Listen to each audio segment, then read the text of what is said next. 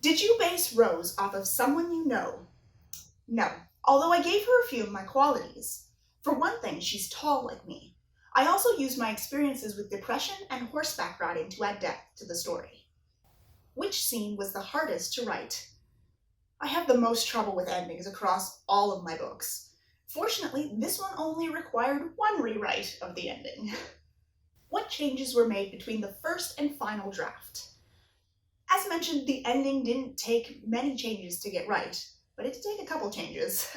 The biggest change is probably the hero. He started off as Walter, and I still sometimes think of him that way, since the name change to Warren happened at the Galley Edit stage.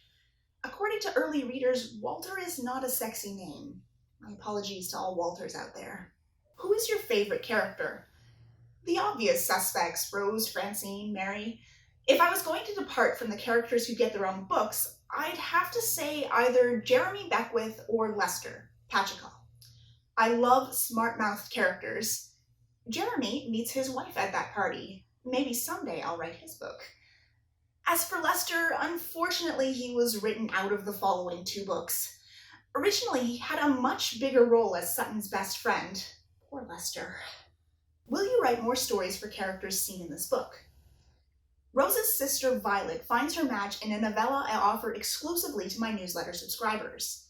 You can find that by subscribing at www.harmonywilliams.com/newsletter. When I finish the books currently on my plate and have enough wrist resources left over, I plan on writing another novella for her sister Lavender to be released in the same way.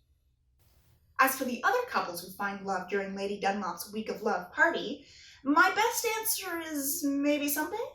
It isn't the first thing on my list, but I wouldn't discount the possibility of it ever happening.